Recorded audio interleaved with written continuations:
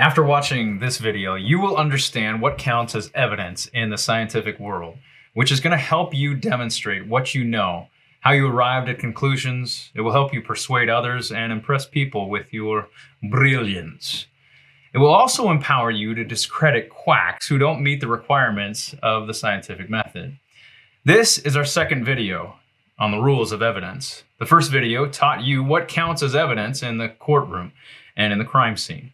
That video introduced the rules of evidence to help level up your critical thinking in significant ways. Check it out when you have the time. My name is Jack, and I hold 2 advanced degrees in argumentation, polemics, and apologetics. Simply put, I know what makes someone a critical thinker. Do I always think critically? No, more like critical stinker. But when I'm level-headed, I keep my emotions in check, and I remember my training. I can be formidable.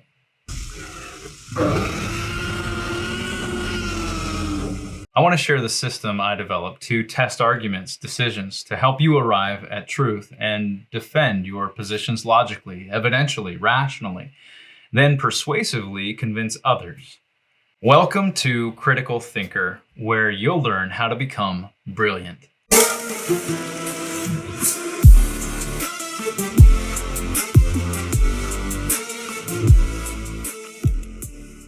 In our world, science is seen as the sole arbiter of truth. People love certainty, and the scientific method is one way we can arrive at a sure answer. Science, more specifically, the methodology behind the scientific enterprise, is the air we breathe. Even abuses of science appeal to the supposed authority of science when we lack in an explanation for something and we flippantly conclude, because science! If the only tool you have is a hammer, everything becomes a nail. I love science. I love experimenting. I love truth. But we need to understand science is not all-encompassing. Many have made the error of attempting to apply the rules of science to all other areas. Science can lead us to certainty, and if something is certain, then we can't be wrong about the conclusion of the experiment. But there are some things that science cannot touch. As much as we need to be aware of the benefits science can offer us, we must also be aware of the limits of science. Science is not a magistrate that dictates truth to her followers. Science needs interpretation, theory, postulations, hypotheses, testing, experimentation, validation, and it relies on many other realms of knowledge. Mathematics, philosophy, reason, logic, which are areas of knowledge that are outside of the realms of scientific discovery. Because science needs interpretation, it must have an interpreter, which means science doesn't really say anything. The interpreters do, the scientists. But they're really criticizing science, because I represent science. I am the Senate. This is partially why we have millions and millions of dollars coming from pharmaceutical companies paying biology companies to perform experiments for the outcome the corporation desires. On one hand, an outcome the company desires should not be the motivation behind scientific discovery, due to the abuse of the results being swayed in favor of the insurance company. On the other hand, we perform scientific experiments and pursue desired results because we're solving problems. Think of reading by candlelight opposed to the incandescent bulb. Thank you, Edison. Our problem arises when we betray truth by the blinders we put on, the errors in thinking we make, or the moral missteps taken in pursuit of desired outcomes. We're going to look at the origins of science, the methodology behind the scientific method, then finish with what counts as evidence in the laboratory. In just a little bit, I'm going to share with you what counts as scientific evidence. But before we get there, we need to lay some groundwork. There's some history and pitfalls that we need to cover that can sabotage how you harness science and the goal of leading you to truth. Here's some terms we need to define to wrap our minds around science in its proper context. Empiricism. Empiricism holds that what we see, taste, feel, smell, and hear reveals reality, and true knowledge is only derived from sense experience. This is fine to a degree, but having gone through the rules of logic, can you see the inconsistency? How can you demonstrate that empiricism is true via the senses? You can't. Because the way you evaluate if empiricism is true is not through the senses, but through reason, logic, and intellect, which are not physical things, but metaphysical. Empiricism is true with physical things, but not all things are physical.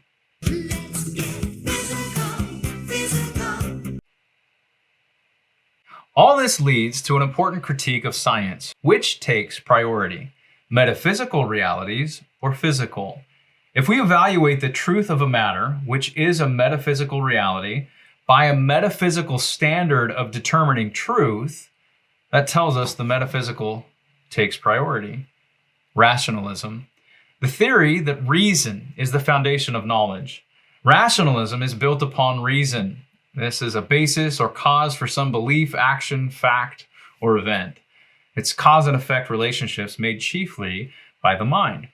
Intuition. The power of grasping knowledge that cannot be acquired either by inference or observation, but by the mind to see the truth of things immediately. It's void of reasoning or deduction.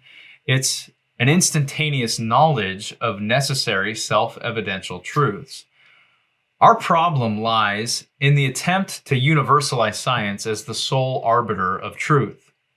Why would we deny knowledge by intuition, reason, intellect, or logic when we must rely on them to make causal connections for science to even be performed?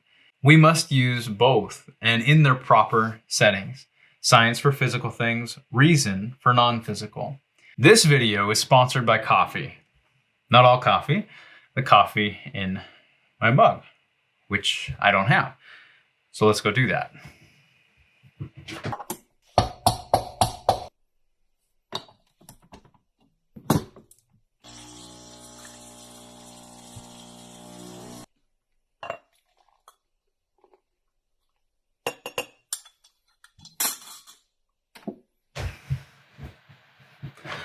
Just kidding, I don't have a sponsor. I was not kidding about the coffee though. If you're getting value from this channel, hit the subscribe button so you don't miss any future critical thinking skills. Francis Bacon. Francis was the founder of modern-day science and the scientific method. Bacon's skeptical slant led to a dislike of Aristotle's deductive epistemology in favor of something new based upon induction and experimentation we call empiricism. He rejected Aristotle's telos and final causes, that causes have a trajectory and goal inherently designed in them. He posited that the locus of true knowledge was observation and the inductive procedure which became the scientific method. This led to an understanding that certainty could be attained through repeatable experiments observed by the scientist. This methodology has become an overreach, for there are some things that cannot be experienced more than once: one's own birth, forensic science, historical events, etc. To hold that reproducible experiments offer certainty and truth is nearsighted. The fact that many experiments cannot be duplicated has led to a field of study called the replication crisis or reproducibility crisis, where scientists test the limits and results of experiments that can't be repeated, from medicine to the social sciences and everything in between. Descartes, not Descartes. René Descartes lived from 1596 to 1650. Descartes followed a methodology of skepticism and doubt moving toward certainty, his ultimate goal. As we will see, certainty can be very tempting, for if someone has certainty, it is impossible for them to be wrong. Descartes began his philosophy in ideas, perfect and imperfect. He became the father of Cartesianism, the project of a universal scientific explanation for all of nature, with the goal of certainty at its center. It would appear that Descartes combined two contradictory philosophies, ideas and certainty. His ideal was an all-encompassing philosophy, and certainty was his vehicle. I think, therefore I am, or you may be more familiar with the Latin, cogito ergo sum, reveals Descartes, it's possessive, so there isn't a, Descartes' incorrect starting point. It's easy to put our finger on it if we ask a simple question. Which comes first, existence or thinking? Well, can we think without existing? No, we must first exist to think. Can we exist without thinking? Yes, I've met a few. Existence comes first, so Rene put Descartes before the horse. See what I did there? Dad jokes for days.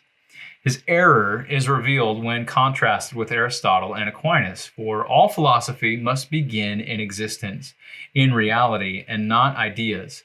Ideas in the vein of rationalism can be thought of without being real. Unicorns, dragons, or flying spaghetti monsters, for example, are all conceptions that we can grasp, but they're not real. At least I haven't met any yet. Ideas are not concrete, and as imaginative creatures, we derive all sorts of make-believe virtual realities. Existence is real and a priori, for to deny it is to affirm it, since one must exist to deny their own existence. Descartes got the relationship between thought and existence wrong, though. We exist before we think. We don't think our way toward existence. The reason I bring up Bacon and Descartes is due to the gigantic shadow they cast across the ages. Plus, I really love Bacon.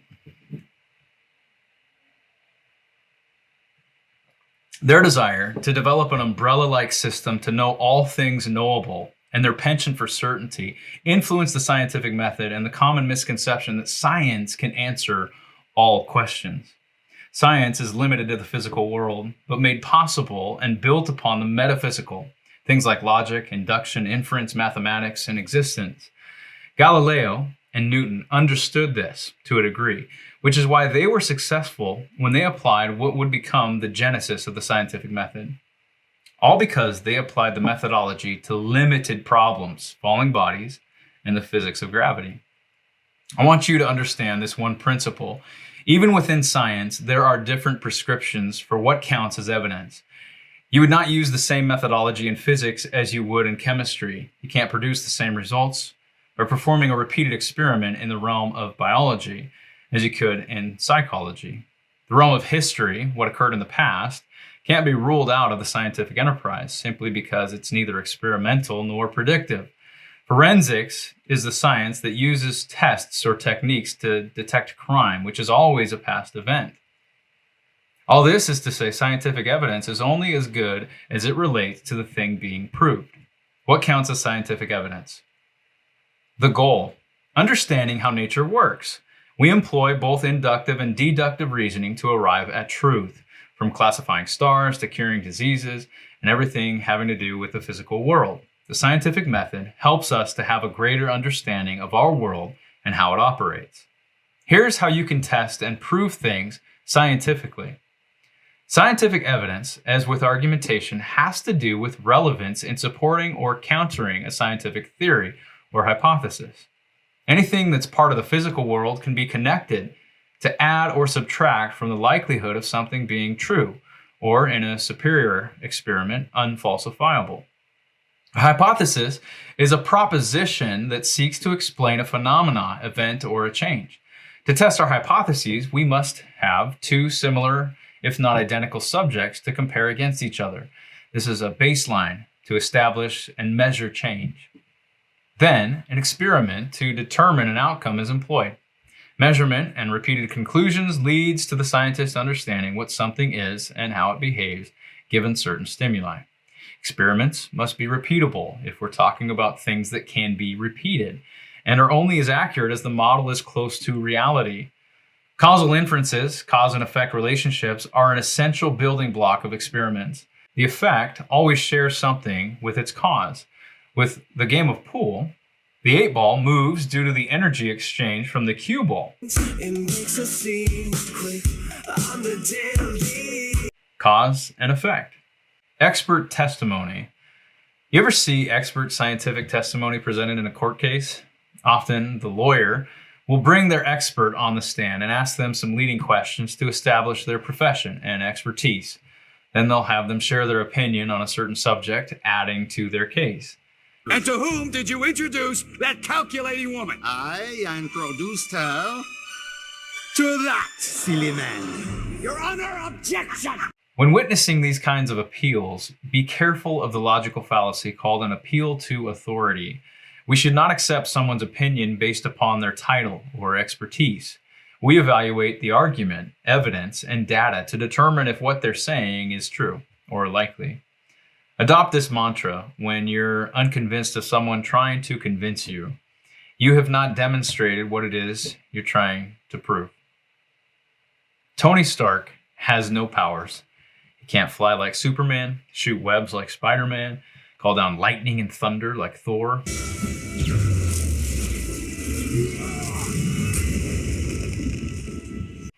He just has science. The hero used to be Superman, Nietzsche's Übermensch, or the personification of Jesus. But who sacrifices themselves to save humanity? I am inevitable.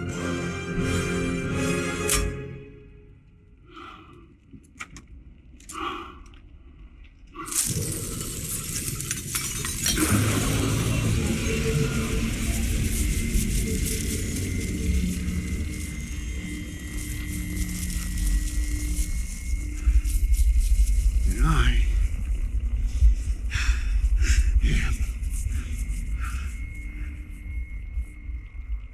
Iron Man. Someone who looks like us, or at least what we want to be. Iron Man is built upon the belief that scientific technological advancements will enable us to dominate and tame the world, as well as every difficulty we face. The problem is, not every problem is physical. Science is powerful in its rightful place, but I'm afraid it's been misunderstood to overreach the purposes for which it was designed. Be aware of the cautions in using science, its uses and limitations. If you harness the rules of scientific evidence, it could serve you well. I'm speaking to you from around the world depending upon your location, which was made possible by coffee. Because science! If you enjoyed this video, you'll probably enjoy one of these videos, so click on the screen to up your critical thinking game. And until next time, critical thinkers, think deeply.